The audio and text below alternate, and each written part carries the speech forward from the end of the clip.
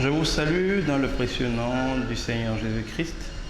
Mon thème aujourd'hui, c'est Dieu ne fabrique pas des voleurs. Dieu ne fabrique pas des voleurs. Je veux ici interpeller, exhorter tous ceux qui, parce qu'ils sont en situation de chômage, parce qu'ils n'ont pas d'emploi, vont prier. C'est bien de prier.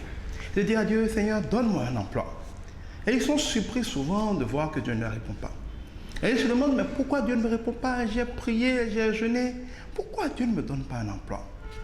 Oui, parce que la parole de Dieu dit que Dieu ne donne jamais rien qui soit suivi de chagrin.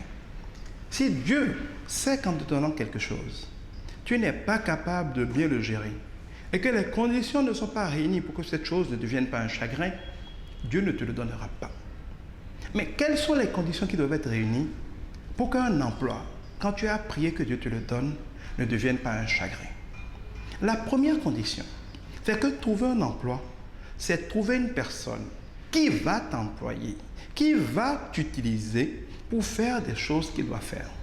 C'est une personne qui a beaucoup d'activités, qui lui rapporte de l'argent, une personne qui ne peut pas faire tout ce qu'il a à faire, qui n'a pas le temps de faire tout ce qu'il a à faire, ou qui ne sait pas faire tout ce qu'il a à faire, et qui veut que tu l'aides à le faire. Il veut t'employer pour faire ce qu'il a à faire. Il veut t'utiliser pour faire ce qu'il a à faire. Si tu peux le faire, tu vas l'aider. L'aidant, il va être prêt à te donner une partie de l'argent qu'il gagne en rémunération de ton travail. Pour que toi, tu trouves de l'emploi, il faut donc quelqu'un qui a des choses à faire et qui t'emploie pour le faire. Mais pour que cette personne puisse t'employer pour le faire, il faut que tu sois employable pour le faire. Il faut que tu saches faire ce qu'il veut faire. Si je suis restaurateur, j'ai un restaurant, j'ai tellement de clients que je ne peux pas faire toute la cuisine tout seul. J'ai envie de prendre un cuisinier, d'employer un cuisinier pour m'aider à faire de la cuisine, c'est bon. Et si je recrute quelqu'un qui a un diplôme de cuisinier, comme il y en a souvent, mais qui ne sait pas faire la cuisine, tout ce qu'il prépare est trop salé, est trop gras, n'a pas de goût, et que tous mes clients trouvent que la nourriture n'est pas bonne, et donc mes clients s'en vont au lieu de devenir plus nombreux. Donc, il ne sait pas faire la cuisine. Il a un diplôme de cuisinier, il a des attestations de cuisinier, mais il ne sait pas faire de la bonne cuisine. Si j'emploie quelqu'un comme ça, je vais tuer mon restaurant au lieu de me faire aider pour grandir. Je n'ai donc pas intérêt à employer quelqu'un qui ne sait pas faire la cuisine pour faire de la cuisine. Si quelqu'un a un permis et il est censé savoir conduire, je lui remets ma voiture. Il ne peut pas la nettoyer. Elle est toujours sale, elle sent mauvais. Il ne peut pas l'entretenir. Elle a toujours des problèmes de moteur parce qu'il conduit mal, il grille mon disque d'embrayage ou mon frein. Si c'est quelqu'un qui ne peut même pas savoir quand c'est l'heure de la vidange, il laisse son moteur couler. Si c'est quelqu'un qui conduit tellement mal que tous les jours ma voiture fait des chocs et me crée des dépenses. Si malgré son diplôme de conduite, il ne sait pas conduire, je ne suis pas censé l'utiliser, l'employer comme chauffeur. Le problème de beaucoup de chômeurs, c'est qu'ils ne sont pas employables pour faire ce qu'ils veulent faire.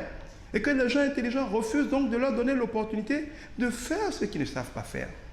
Tu dois aussi être quelqu'un de disponible, quelqu'un de zélé, le premier qui arrive, le dernier qui part, celui qui est indispensable. Quand tu te retrouves quelque part à travailler, même si c'est gratuitement, sois tellement bon, livre tellement des choses extraordinaires qu'on ne peut plus se passer de toi. Si les gens avaient l'habitude de vendre 2 dans la journée, quand tu es là, s'ils en vendent 10, ils ne te laisseront pas partir à la fin de ton stage. S'ils avaient l'habitude de faire un travail en 1 heure de temps, que parce que tu es venu, on fait ce travail en 10 minutes, ils ne te laisseront pas partir. Non. Tu ne peux pas demander à Dieu, ni à qui que ce soit, de t'employer, de te payer un salaire, quand tu sais très bien ne pas pouvoir livrer ce que cela implique. Le salaire se paye à la fin de chaque mois, tu es toujours le premier à te présenter à la comptabilité.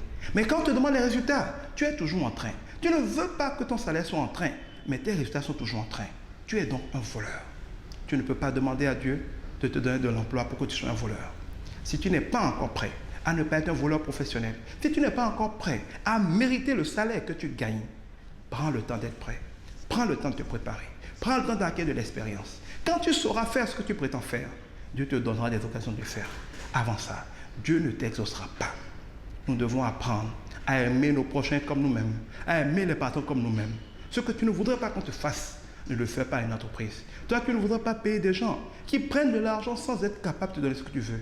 Quand tu payes ton beignet, tu ne voudrais pas que la vendeuse dise que le beignet n'est pas disponible parce que finalement il a brûlé, mais que ton argent est parti. Mais pourquoi toi, quand tu vas prendre un salaire, tu donnes 1000 prétextes pour justifier que tu n'as pas de résultat, mais que quand même le patron te doit de l'argent? C'est du vol. Et le vol est un péché puni par Dieu. Aucune prière, aucun jeûne ne permettra à Dieu, ne convaincra Dieu de te mettre en situation de voler une entreprise. Si tu ne veux pas être un voleur, apprends à faire ce que tu prétends faire avant d'espérer avoir un emploi. Et si tu es déjà en position de voleur, répands-toi. Arrête de prendre un salaire si tu sais ne pas pouvoir faire ce que tu vas faire. Ou va rapidement apprendre pour commencer à pouvoir le faire. Mais arrête de prendre un salaire tous les mois quand tu sais au fond de toi que tu ne fais pas ce pour qu'on te donne ce salaire. Que Dieu t'y aide, que Dieu te bénisse.